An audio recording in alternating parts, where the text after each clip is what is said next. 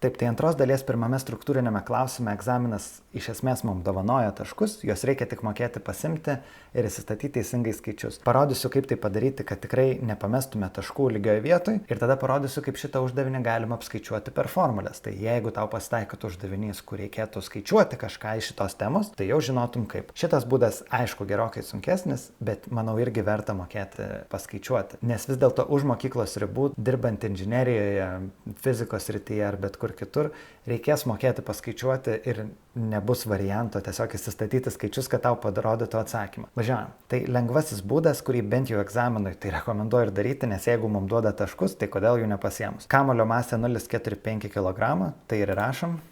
Maksimali jėga 252 Newtonai, spyrio trukmė 0,01 sekundės. Spaudžiam pradėti. Ir įrašom šitą atsakymą. 2,8 metrai per sekundę. Tai yra teisingas atsakymas. O dabar, kaip tai reikėtų paskaičiuoti, naudojantis formulėmis. Standartiškai tokiam uždaviniui rašomės duota rasti. Masė 0,45 kg, maksimali jėga 252 Newtonai ir spyrio trukmė 0,01 sekundės. O rasti mums reikia greitį, kurį įgyja kamuolys. Tai kaip spręsti? Naudojantis teorijos žiniomis ir žinant, kad jėga, kuri veikia tam tikrą kūną, suteikia jam greitį, bei tiesiog žiūrinti tai, kokie dydžiai mums duoti, čia reikėtų gebėti išvelgti, kad klausimas yra iš judesio kiekio. Žiūrime formulyną, judesio kiekio formulės yra 3 paskutinės iš pirmo formulyno skyriaus. Mums reikės šitos, nes čia visi dalykai mums iš esmės ir duoti. F, T, M, delta V. Ja ir naudojam. Dabar formulyne dar pažymėtos šitos rodiklėlės. Jos tiesiog indikuoja, kad čia yra vektoriai. Mums dabar tai nėra aktualu, tai mes jų ir nerašom. Su šita formulė susiję keli svarbus dalykai, kuriuos reikia paminėti ir apžvelgti. Pradėkim nuo paprastesnių. Mūsų delta T, iš tikrųjų mes galime tiesiog rašyti paprastą T ir nieks dėl to nepasikeistų ir tas delta nėra taip svarbu. Tai turėk omeny, kad T ar delta T čia yra tas pats. Mums taip pat duota yra delta V. Ką reiškia delta V? Tai reiškia greičio pokytis. Greitis, kurį įgyjo kūnas per susidūrimą.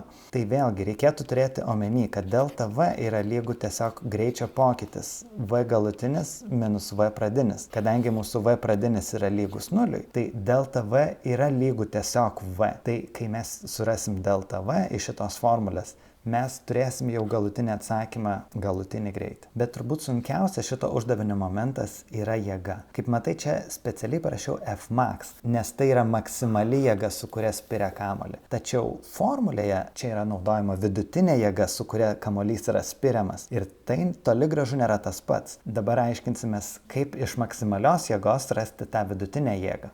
Na gerai, truputį pamelavau. Mes nebandysim surasti vidutinės jėgos, mes bandysim surasti tiesiog kam lygi visa šita sandauga. O tai mes surasime iš grafiko. Galėtume braižyti grafiką iš naujo, bet iš tikrųjų tai turbūt protingiausia būtų pasinaudoti tuo grafiku, kurį jau turime.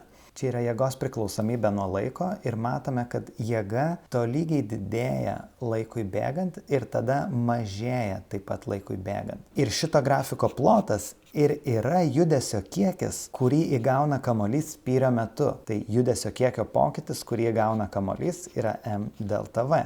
Vadinasi, plotas, kurį mes čia apskaičiuosim, ir yra šitų dviejų skaičių sandauga. Tai kaip tą plotą surasti? Čia jau tiesiog geometrija. Mums reikia apskaičiuoti šito trikampio plotą. Tai šita kraštinė, kadangi čia yra laikas ir mes žinom, kad spyrio trukmė buvo 0,01 sekundės, tai šito trikampio pagrindas yra 0,01. Šito trikampio aukštinė yra maksimali jėga 252, o trikampio plotas apskaičiuojamas pagal formulę 1/2 kart pagrindas kart į jį nubrėžta aukštinė. Skaičiuojam.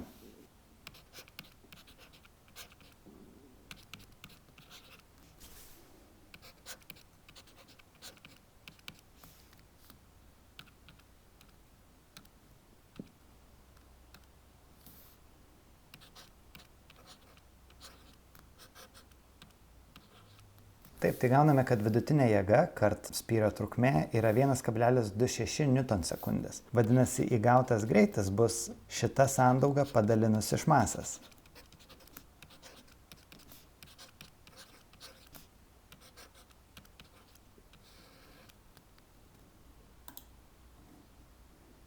ir gauname atsakymą 2,8 metrai per sekundę, kaip mums parodė ir programa.